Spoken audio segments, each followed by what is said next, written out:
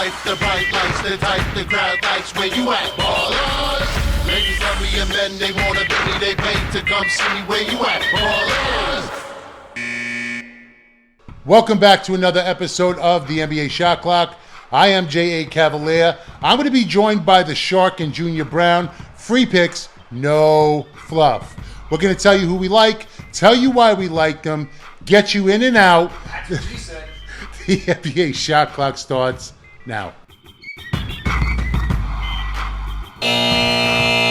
Pacers at Hawks, 7:30, Friday, January 12th. First top play, it is NBA Shot Clock. Hawks minus 5.5, 1 unit. As previously discussed, Hawks had a gauntlet schedule for 2 months.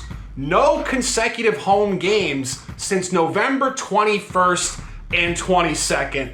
And in that gauntlet, their ATS efficiency cratered. 3-19 ATS between November 15th and New Year's Eve. 2-0 ATS at home since. Very impressive wins against upstart Oklahoma City and a very scrappy Philadelphia team the other night. Look at the matchup at hand this evening. This is a double revenge game for the Hawks, having lost twice to Indiana already this year. Crucial point, however, no Tyrese Halliburton in tonight's matchup. Halliburton has gone off in the previous 2 games. Indiana has won the 3-point battle significantly to win those games. This number is scaling directly towards Atlanta. Indiana's 8-1 ATS last 9, far too hot. Atlanta will continue their upward movement. In a big-time Friday matchup, Hawks minus 5.5, 1 unit. What's going on, beautiful people? Junior Browne back with NBA Shot Clock with more free picks on this Friday, January 12th. We're going to be rolling with the total under 242.5 in the Sacramento Kings Philadelphia 76ers game. The Sacramento Kings are the most overvalued road team on the totals market. 69% of Sacramento's totals have gone under the number. Those totals have gone under the number by an average of 8 a game, which again is the most in the NBA. And today's total is just another indication that they continue to be overvalued by the market. If you dig deeper into Sacramento's road games, they've only gone over 242.5 3 times on the entire season. So there's nothing about this number that leads me to believe they're going to go over. Now, I get it. The Sixers are without Joel Embiid, the best defensive player, or at least the most impactful defensive player in the league. So you assume their defense is going to be worse. But it goes both ways. With Joel Embiid in the lineup, the 76ers actually have the most efficient scoring starting lineup in the NBA. So without him, if you look at their lineup data, it's been a disaster, as we've seen with the results that they've had, right? They're 2-7 without Joel Embiid in the lineup. I think Coach Nick Nurse is a defensive-minded coach, and the only path to victory in this game is defense first, slow down the pace, make the Kings uncomfortable. Give me the under 242.5. Let's go ahead and cash this ticket, y'all. Orlando at Miami. The Heat are laying 3.5. The total is now at 221. And I'm on the under 221. I did like this last night when it opened up at 219. Sitting at 221 right now, we're catching a little bit of CLV. We already know what we're getting when these two teams meet. We're going to get defense. The last 10 times these two teams played, they've averaged 215 points per game.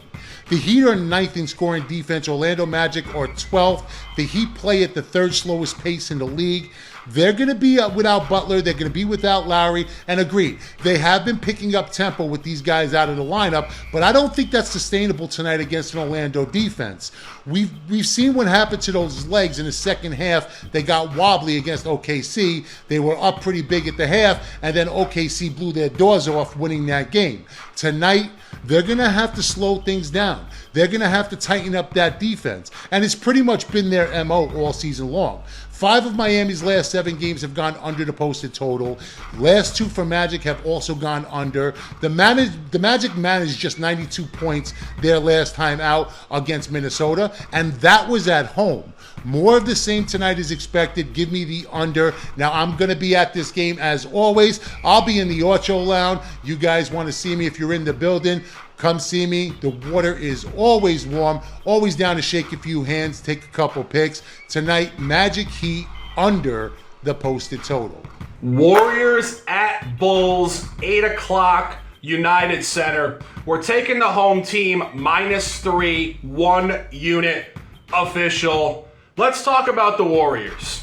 The Warriors started this season 9-3 ATS on the road. Way too hot. 0-3 since, getting to where they should be on a statistical graph. Even more specifically, they are 1-6-1 ATS last 8. Draymond Green's not on the roster. They're talking about trading the whole team. The team's in absolute shambles. And they're on the front end of a road back-to-back with a look ahead to a huge game against Milwaukee on national TV tomorrow night. Go to the other side of this game, the bye team, the Bulls. The Bulls started 4-6 ATS at home.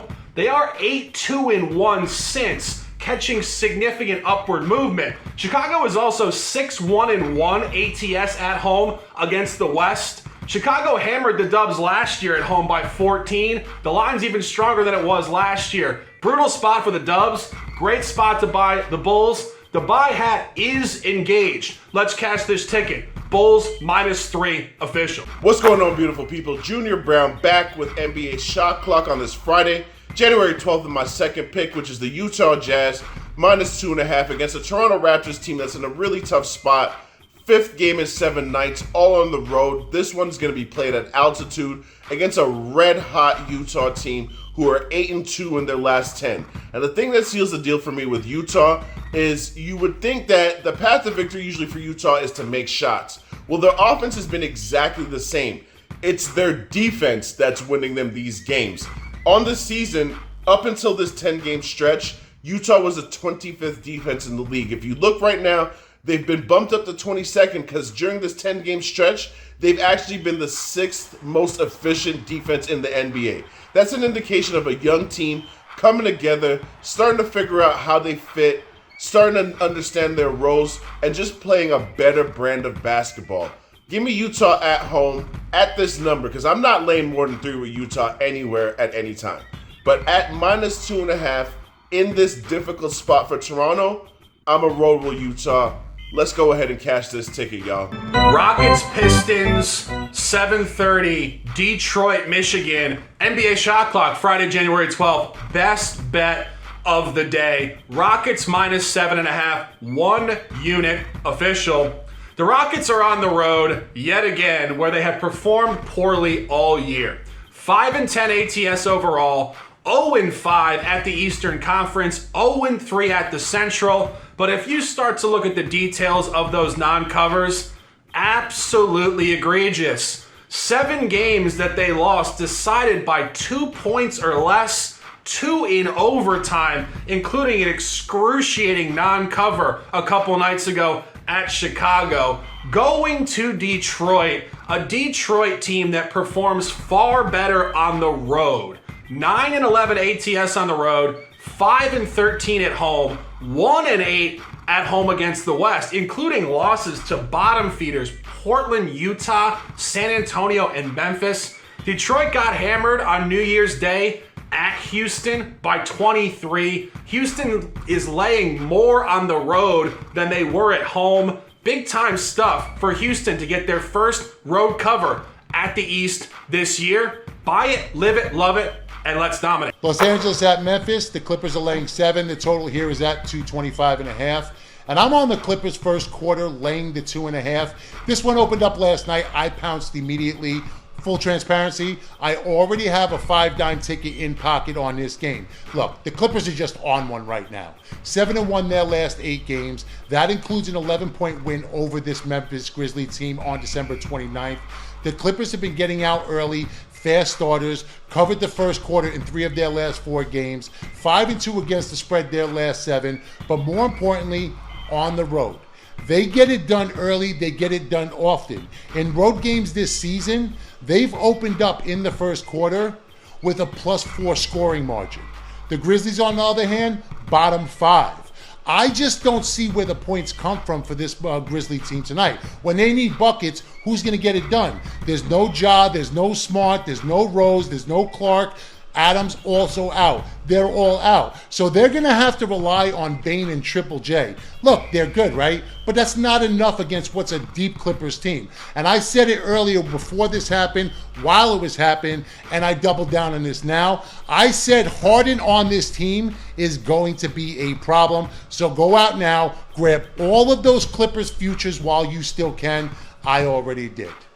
If you like this content, you want more free picks, do us a favor, drop a like on this video, and be sure to subscribe to the channel. We're going to be back here Monday through Friday, dropping this video every single week around 3 to 4 p.m. Eastern Time.